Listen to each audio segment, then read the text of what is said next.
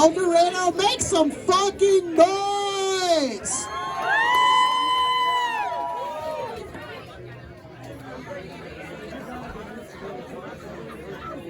Give it up for your host, Steve Shagwell. For those of you that don't know, Steve is an EMT. And also, for those of you that don't know, EMT stands for extremely motherfucking tall.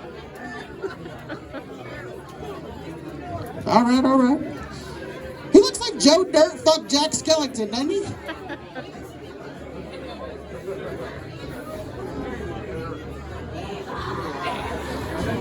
All right, I'm done talking about the creature from El Dorado Lake.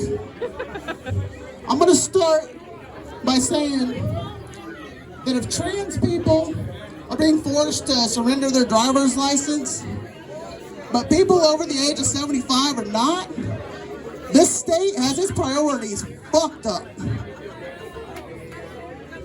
I've never been behind a trans person going 10 miles under the speed limit, weaving in between the lanes. I'm trying to get around. I'm like, get out of the way, you slow driving fuck. When's the last time you heard about a trans person driving through a building? Never. It's always some 80-year-old blue hair with cataracts and glaucoma putting it in drive when they meant to put it in reverse. Next thing you know, Quick Trip has a drive-through.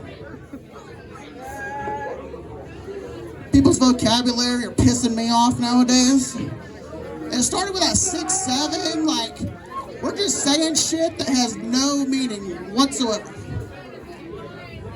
You know, I thought dead ass was when your ass fell asleep from sitting on the toilet for too long. That ever happened to y'all? You get up, stand up, you're just like, I got the dead ass. I feel like to communicate with this younger generation, we have to speak to them in their language. You just gotta be like, what's good? Insert preferred pronoun here. I low-key don't mean to throw shade, bruh, but you and your squad can pull up, take your Riz, your drip, and your vibe, get in your whip and yeet yourself into the upside down, you barrel of bougie bitches. I know you probably think I'm crashing out or being unhinged right now, but if I hear, all right, bet, bussin', or mid one more time, I'm gonna high-key slay my fucking wrists. And that's no cap. Speaking of vocabulary, who came up with the phrase, fuck you and the horse you rode in on? Like, what did the horse ever do to anybody? Also, who's traveling by horse anymore?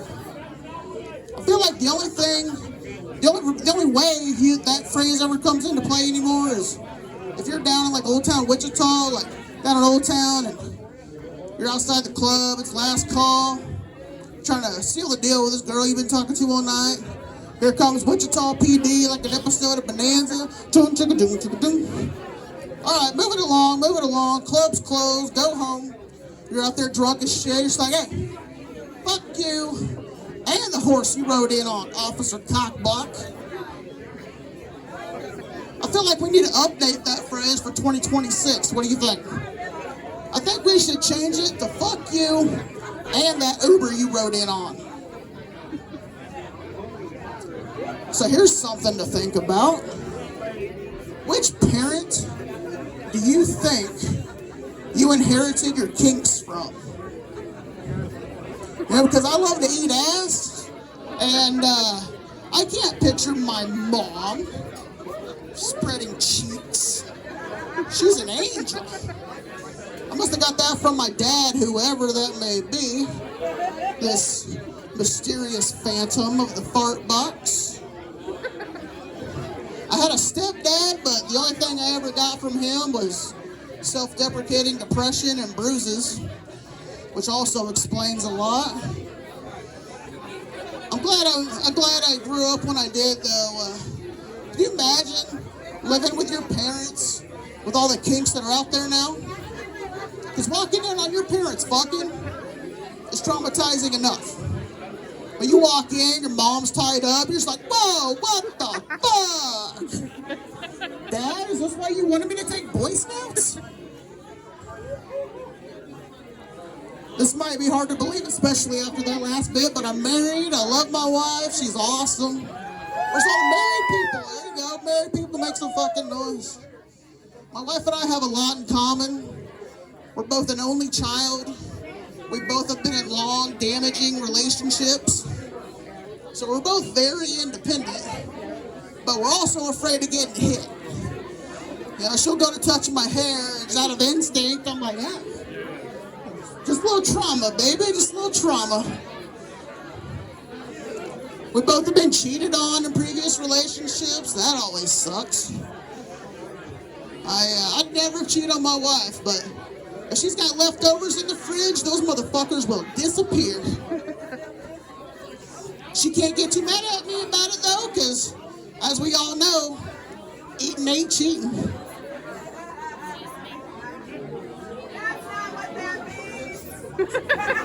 I'm glad I'm out of the dating scene, though, man, for real. I dated a girl that was half black, half Puerto Rican. She was the kind of girl that made me both scared and hard, you know those kind of girls?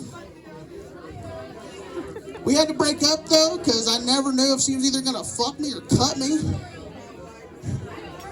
I dated a girl that was into getting fisted.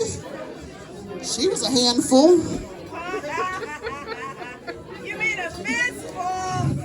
I'd never done coke, but I did have a girl snort coke off my ass once. And she went from coke to crack real fucking quick. That got out of hand fairly fast because she lit a fart and it turned into a freebase accident.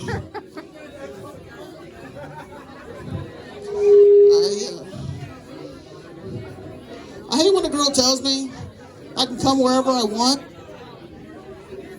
because I always end up putting it in her best friend. You gotta be a little bit more specific, baby.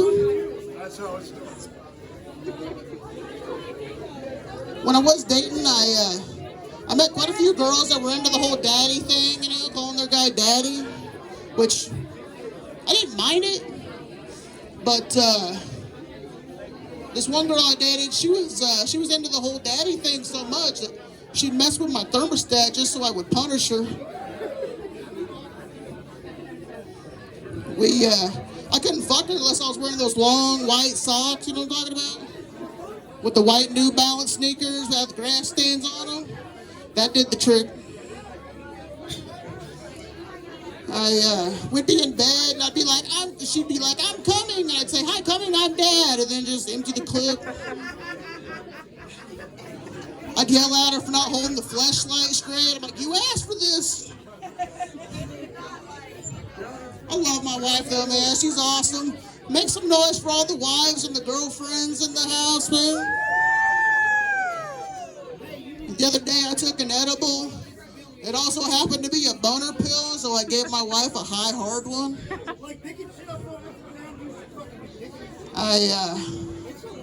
My wife's into choking, which is convenient for me after coming home from a stressful day at work. I get to relieve some tension. She gets to come. It's a win-win. On the flip side, I'm into getting paid, so when my wife comes home from a stressful day at work, she comes through that door and I got mystical coming through. She kicks it in. She says, bend over, ho. Show me what you're working with.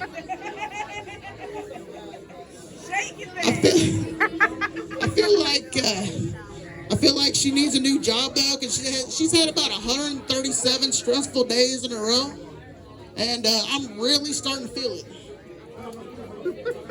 So, are you guys familiar with that song, Before She Cheats? You know, the one where Carrie Underwood finds out she's been getting cheated on and goes out and commits a bunch of crimes. Can you imagine if that was the flip side? You got a man finding out he's been getting cheated on and then ended up doing a bunch of fucked up shit. It wouldn't be a #1 song, I'll tell you that much. Can you imagine how that song would go? It'd probably go like this. Cause I threw her makeup in the can and put all of her nudes on OnlyFans. Sold her shoes on Facebook Marketplace. Took a big fat shit in her Coach purse. Pissed on her clothes. Make things worse. Maybe next time she'll think before she cheats. All right, El Dorado, I'm getting the fuck out of here. You guys have a great night.